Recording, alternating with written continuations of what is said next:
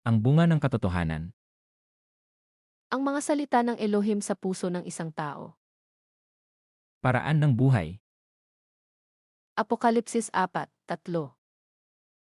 Hebreo 10:20. 11. Ang bunga ng katotohanan. Ang heartland. Alisin ang kasinungalingan sa iyong puso at gawin itong mabuting lupa, maghasik ng mga binhi ng katotohanan, at magbunga sa pamamagitan ng paglinang ng katotohanan. Pagbawi ng lupa. Hanapin ang kasinungalingan na sinasabi ng Biblia na itapon o huwag gawin, alisin ito sa iyong puso, at gawin itong matabang lupa. Pagtatanim ng mga binhi ng katotohanan. Hanapin ang katotohanan na sinasabi ng Biblia na panatilihin, at itanim ang binhi ng katotohanan sa pusong bukid na gawa sa matabang lupa, linangin ito at magbunga ng katotohanan. Ang bunga ng katotohanan. Ang bunga ng katotohanan. Proyek. 1. Proyek, itapon mo. 2. Proyek, wag na. 3. Proyek, panatilihin ito. 4. Proyek, gawin mo. Project, wag mong gawin.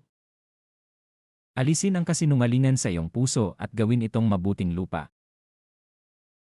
Paraan ng buhay. Apokalipsis 4:3. Hebreo 10:20. Roma Kapitulo 6 Versikulo 12. Huwag ngang maghari ang kasalanan sa inyong katawang may kamatayan, upang kayo'y magsisunod sa kanyang mga pita. Huwag na ninyong paghariin ang kasalanan sa inyong mga katawang mamamatay, upang hindi na kayo maalipin ng masasamang pita nito. Roma Kapitulo 6 Versikulo 13. At huwag din naman ninyong ihandog ang inyong mga sangkap sa kasalanan na pinakakasangkapan ng kalikwan, kundi ihandog ninyo ang inyong sarili sa Diyos, na tulad sa nanggabuhay sa mga patay, at ang ini. Huwag ninyong ipailalim sa kapangyarihan ng kasalanan ang alinmang bahagi ng inyong katawan bilang kasangkapan ng kasamaan. Sa halip, pasakop kayo sa Diyos bilang mga taong namatay, at muling binuhay at ihandog sa Kanya ang buo niyong pagkatao bilang kasangkapan ng katuwiran. Roma Kapitulo 12 Versikulo 2. At huwag kayong magsiayon sa sanglibutang ito, kundi magiba kayo sa pamamagitan ng pagbabago ng inyong pag-iisip, upang mapatunayan ninyo kung alin ang mabuti at kaaya-aya at lubos na kalooban ng Diyos. Huwag kayong umayon sa takbo ng mundong ito. Mag-iba na kayo at magbago ng isip upang mabatid niyo ang kalooban ng Diyos kung ano ang mabuti, nakalulugod sa Kanya, at talagang ganap. Roma Kapitulo 12 Versikulo 14. Pagpalain ninyo ang mga sa inyo'y nagsisiusig, pagpalain ninyo, at huwag ninyong sampain. Idalangin niyo ang mga umuusig sa inyo, idalanging pagpalain, at huwag sumpain. Roma Kapitulo 12 Versikulo 16. Mangagkaisa kayo ng pag-iisip. Huwag ninyong ilagak ang inyong pag-iisip sa mga bagay na kapalaluan, kundi makiayon kayo sa mga bagay na may kapakumbabaan. Huwag kayong mga pantas sa inyong sariling mga haka. Magkaisa kayo ng loobin. Huwag kayong magmataas, kundi makisama sa mga aba. Huwag ninyong ipalagay na kayo'y napakarunong. Roma Kapitulo 12 Versikulo 17. Huwag kayong mangagbayad sa kanino man ng masama sa masama. Isipin ninyo ang mga bagay na kapuri-puri sa harapan ng lahat ng mga tao. Huwag ninyong gantihin ng masama ang masama. Sikapin niyong mamuhay ng marangal sa lahat ng panahon. Roma Kapitulo 12 Versikulo 21. Huwag kang padaig sa masama, kundi bagkus daigin mo ng mabuti ang masama. Huwag kang padaig sa masama, kundi daigin mo ng mabuti ang masama. Roma Kapitulo 13 Versikulo 8. Huwag kayong magkautang ng anupaman sa kanino man, maliban na sa mga gibigan kayo, sapagkat ang umiibig sa kanyang kapwa'y nakaganap na ng kautusan. Huwag kayo kapwang magkaroon ng sagutin kaninuman, liban sa saguting tayo'y mag-ibigan, sapagkat ang umiibig sa ay nakatutupad sa kautusan. Roma Kapitulo 13 Versikulo 9. Sapagkat ito, huwag kang mangangalunya, huwag kang papatay, huwag kang magnanakaw, huwag kang mananakim, at kung mayroon pang ibang utos, ay nauwi sa salitang ito, sa makatuwid bagay ibigin mo ang iyong kapwa na gaya ng sa iyong sarili. Ang mga utos, gaya ng huwag kang mangangalunya, huwag kang papatay, huwag kang magnanakaw, huwag kang mag-imbot, at ang alinmang utos na tulad ng mga ito ay nabubuo sa ganitong pangungusap, ibigin mo ang iyong kapwa gaya ng iyong sarili. Roma Kapitulo 13 Versikulo 13. Magsilakad tayong mahinhin, gaya ng sa araw, huwag sa katakawan at paglalasing, huwag sa kalibugan at sa kahalayan, huwag sa mga pagkakaalit at pagkakainggitan. Mamuhay tayo ng marangal at huwag gugulin ang panahon sa paglalasing at magulong pagsasaya, sa pagpapakasawa sa pita ng laman at kahalayan, sa alitan at inggitan. Roma Kapitulo 13 Versikulo 14. Kundi bagkos ay sakbat ninyo ang Panginoong Hesukristo, at huwag ninyong paglaanan ang laman, upang masunod ang mga kahalayan noon. Ang Panginoong Jesucristo ang paghariin niyo sa inyong buhay, at huwag paglaanan ang laman upang bigyang kasiyahan ang mga nasa nito. Roma Kapitulo 14 Versikulo 1. Datapwat ang mahina sa pananampalataya ay tanggapin ninyo, hindi upang pagtalunan ang kanyang pag-aalinlangan. Huwag humatol sa iyong kapatid, tanggapin niyo ang mahina sa pananampalataya, at huwag pagpupunahin ang kanyang kuro-kuro. Roma Kapitulo 14 Versikulo 3. Ang kumakain ay huwag magwalang halaga sa hindi kumakain, at ang hindi kumakain ay huwag humatol sa kumakain, sapagkat siya'y tinanggap ng Diyos. Huwag hamakin ng kumakain ng kahit ano ang kumakain lamang ng gulay, at huwag namang hatulan ng kumakain lamang ng gulay ang kumakain ng kahit ano, sapagkat siya'y tinanggap ng Diyos. Roma Kapitulo 14 Versikulo 13. Huwag na nga tayong mangaghatulan pa sa isa't isa, kundi bagkos ihatol ninyo ito, na ang sino-man ay huwag maglagay ng katitisyaran sa daan ng kanyang kapatid o kadahilanan ng ikararapa. Huwag na tayong humatol sa isa't isa. Sa halip, iwasan na nating tayo'y maging dahilan ng pagkakasala ng ating kapatid. Roma Kapitulo 14 Versikulo 15. Sapagkat kung dahil sa pagkain ang iyong kapatid ay naghinanakit ay hindi ka na lumalakad sa paibig. Huwag mong ipamahamak sa iyong pagkain yaong pinagkamatayan ni Kristo. Kaya, kung dahil sa kinakain mo ay nasasaktan ang kalooban ng iyong kapatid, hindi na ayon sa pag-ibig ang ginagawa mo. Si Kristo'y namatay para sa kanya, kaya't huwag mo siyang ipahamak dahil sa iyong pagkain. Roma Kapitulo 14 Versikulo 20. Huwag mong sirain ang gawa ng Diyos dahil sa pagkain. Tunay na ang lahat ng mga bagay ay malilinis, gayunman ay masama sa tao ang kumakain ng laban sa kanyang budi. Huwag ninyong ipahamak ang iniligtas ng Diyos dahil sa inyong pagkain. Walang pagkaing likas na masama, ang masamay kung magkakasala ang iba dahil sa iyong kinakain. Unang Korinto Kapitulo 3 Versikulo 18. Say na may huwag magdaya sa kanyang sarili. Kung ang sino man sa inyo ay nag-iisip na siya'y marunong sa kapanahunang ito, ay magpakamangmang siya, upang siya ang maging marunong. Huwag dayain inuman ang kanyang sarili. Kung may nag-aakalang siya'y marunong ayon sa sanlibutang ito, ibilang niyang siya'y mangmang upang maging tunay na marunong. Unang Korinto Kapitulo 3 Versikulo 21. Kaya't huwag ipagmamapuri ninuman sa mga tao, sapagkat ang lahat ng mga bagay ay sa inyo. Kaya't huwag ipagmalaki ninuman ang nagagawa ng tao. Ang lahat ay inyo.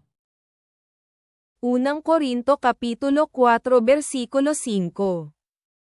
Kaya nga huwag muna kayong magsihatol ng anuman, hanggang sa dumating ang Panginoon, na siya ang maghahayag ng mga bagay na nalilihim sa kadiliman, at ipahayag naman ang mga haka ng mga puso, at kung magkagayon ang bawat isa ay magkakaroon ng kapurihan sa Diyos. Kaya't huwag kayong humatol ng wala sa panahon, maghintay kayo sa pagdating ng Panginoon. Ilalantad niya ang mga bagay na ngayon natatago sa kadiliman at ipahahayag ang mga lihim na hangarin ng bawat isa. Sa panahong iyon, bawat isa ay tatanggap ng papuring na ukol sa kanya mula sa Diyos. Unang Korinto Kapitulo 5 Versikulo 11. Datapwat sinusulatan ko nga kayo, na huwag kayong makisama sa kaninumang tinatawag na kapatid, kung siya'y mapakiapid, o masakim, o mananamba sa Diyos-Diyosan, o mapagtungayaw, o manglalasing, o manglulupig, sa gayoy huwag man lamang kayong makisalo. Ang tinutukoy ko na huwag niyong pakikisamahan, ay ang nagsasabing Kristiyano siya, ngunit nakikiapid, sakim, sumasamba sa Diyos-Diyusan, nanlalait, naglalasing, o nagnanakaw, ni huwag kayong makikisalo sa gayong tao. Unang Korinto Kapitulo 6 Versikulo 9. Todėl neteiskite nieko prieš laiką, iki ateis viešpats, kuris nušvies, kas tamsoje paslėpta ir atskleis širdžių sumanimus. Tada kiekvienam teks pagyrimas iš Dievo. Todėl neteiskite nieko prieš laiką, iki ateis viešpats, kuris nušvies, kas tamsoje paslėpta ir atskleis širdžių sumanimus. Tada kiekvienam teks pagyrimas iš Dievo. Unang Korinto Kapitulo 6 Versikulo 10. Ni ang mga magnanakaw, ni ang mga masasakim, ni ang mga manglalasing, ni ang mga mapagtungayaw, ni ang mga manglulupig, ay hindi mangagmamana ng kaharian ng Diyos. Ang mga magnanakaw, masasakim, mapaglasing, mapanlait, o magdaraya ang ganyang mga tao'y walang bahagi sa kaharian ng Diyos. Unang Korinto Kapitulo 7 Versikulo 5. Huwag magpigil ang isa't isa, maliban kung pagkasunduan sa ilang panahon, upang kayo'y mamalagi sa pananalangin, at muling kayo'y magsama, baka kayo'y tuksuhin ni Satanas, dahil sa inyong kawalan ng pagpipigil. Huwag kayong magkait sa isa't isa, malibang pagkasunduan ninyong huwag munang magsiping, upang maiukol ninyo ang panahon sa pananalangin. Pagkatapos, magsiping na uli kayo upang hindi kayo matukso ni Satanas dahil sa hindi na kayo makapagpigil. Unang Korinto Kapitulo 7 Versikulo 10. Datapwat sa mga may asawa ay aking ipinag-uutos, ngunit hindi ako, kundi ang Panginoon, na ang babae ay huwag humiwalay sa kanyang asawa. Sa mga may asawa, ito ang iniuutos ng Panginoon, hindi ako, huwag makipaghiwalay ang babae sa kanyang asawa. Unang Korinto Kapitulo 7 Versikulo 11. Datapwat kung siya'y humiwalay, ay manatiling walang asawa, o kaya'y makipagkasundo sa kanyang asawa, at huwag hiwalayan ng lalaki ang kanyang asawa. Ngunit kung siya'y hihiwalay, manatili siyang walang asawa o kaya'y makipagkasundo sa asawa. At huwag namang hihiwalayan ng lalaki ang kanyang asawa. Unang Korinto Kapitulo 7 Versikulo 12. Datapwat sa iba, ay ako ang nagsasabi, hindi ang Panginoon, kung ang sinumang kapatid na lalaki ay may asawang hindi sumasampalataya, at kung kalooban niyang makipamahay sa kanya, ay huwag niyang hiwalayan. Sa iba naman, ito ang sinasabi ko, hindi ng Panginoon, kung ang isang lalaking sumasampalataya ay may asawang di sumasampalataya at ibig nitong manatili sa kanya, huwag niyang hiwalayan. Unang Korinto Kapitulo 7 Versikulo 13. At ang babaeng may asawang hindi sumasampalataya, at kalooban niyang makipamahay sa kanya, ay huwag niyang hiwalayan ang kanyang asawa. Kung ang isang babaeng sumasampalataya ay may asawang di sumasampalataya, at ibig nitong magpatuloy ng pakikisama sa kanya, huwag siyang makipaghiwalay. Unang Korinto Kapitulo 7 Versikulo 23. Sa halaga kayo'y binili, huwag kayong maging mga alipin ng mga tao. Binili kayo ng Diyos sa malaking halaga, huwag kayong paalipin sa tao. Unang Korinto Kapitulo 10 Versikulo 7. Ni huwag din naman kayong mapagsamba sa mga Diyos-dayosan, gaya niyaong ilan sa kanila, ayon sa nasusulat, naupo ang bayan upang magsikain at magsiinom, at nagsitindig upang magsipagsayaw. Huwag kayong sasamba sa mga Diyos-Diyusan, gaya ng ilan sa kanila. Ayon sa nasusulat, umupo ang mga tao upang kumain at uminom, at tumindig upang sumayaw. Unang Korinto Kapitulo 10 versikulo 24. Huwag hanapin ninyo man ang sa kanyang sarili, kundi ang ikabubuti ng kapwa. Huwag sariling kapakanan ang hanapin nyo, kundi ang sa iba. Unang Korinto Kapitulo 10 versikulo 28.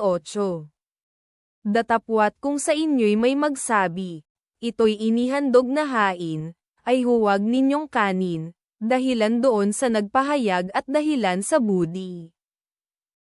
Ngunit kung may magsabi sa inyo, ito'y inihain sa mga Diyos-Diyusan, huwag niyong kanin iyon alang-alang sa nagsabi sa inyo, upang di mabalisa ang budhi.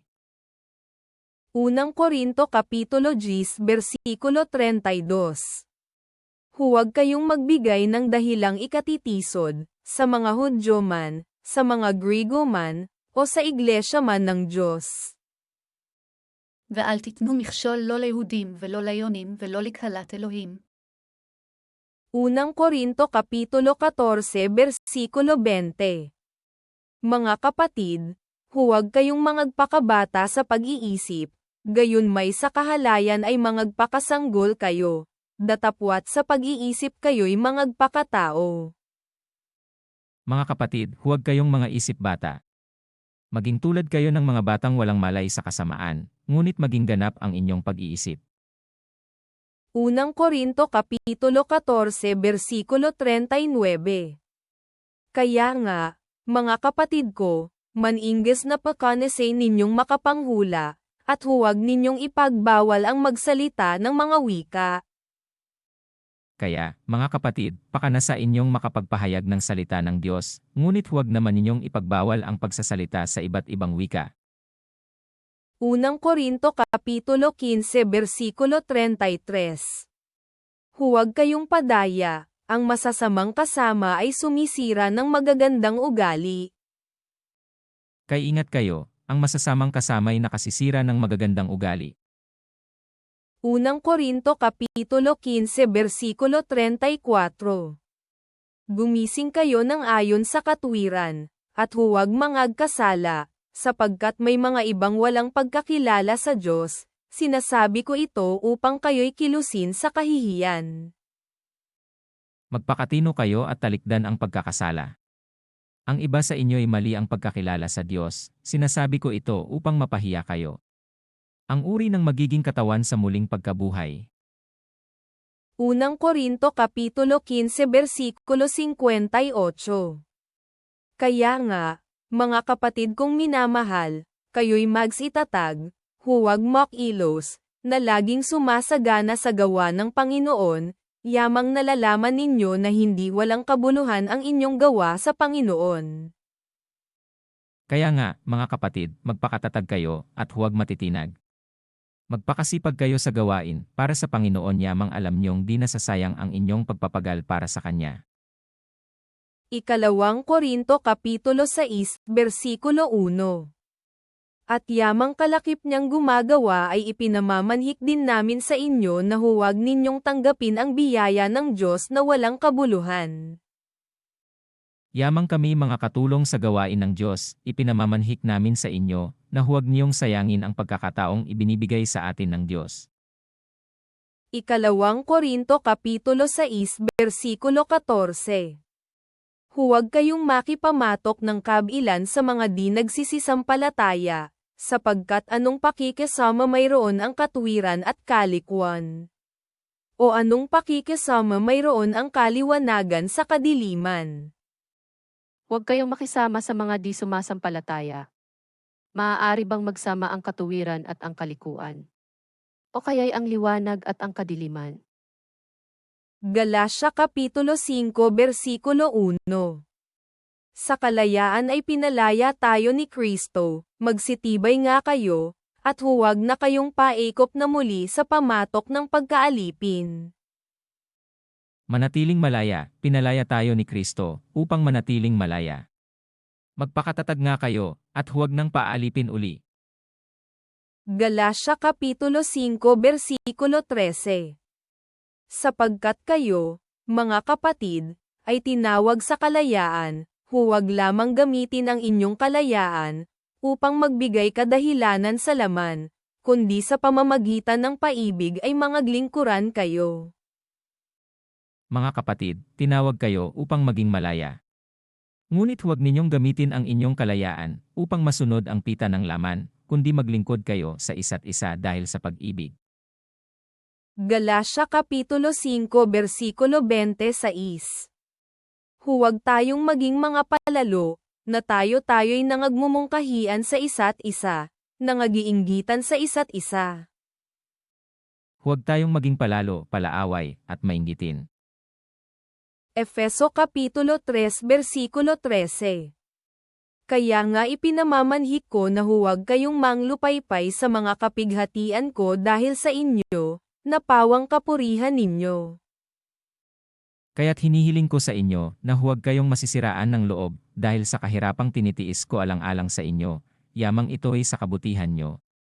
Ang pag-ibig ni Kristo. Efeso Kapitulo 4 versikulo 17. Ito nga ang sinasabi ko, at sinasaksihan sa Panginoon, na kayo'y hindi na nagsisilakad pa na gaya naman ng lakad ng mga Gentil, sa pagpapalalo sa kanilang pag-iisip. Sa ngalan ng Panginoon, ito ang sinasabi ko't iginigiit, huwag na kayong mamuhay na gaya ng mga hentil. Walang kabuluhan ang kanilang iniisip. Efeso Kapitulo 4 versikulo 26. Kayo'y manggagalit at huwag kayong manggakasala, huwag lumubog ang araw sa inyong galit. Kung magagalit man kayo, iwasan niyong kayo'y magkasala. Agad niyong pawiin sa kalooban ang galit, B.E. Efeso Kapitulo 4 versikulo 28. Ang nagnanakaw ay huwag nang magnakaw pa, bagkus magpagal, na ay gawa ang kanyang mga kamay ng mabuting bagay, upang siya'y may maibigay sa nangangailangan.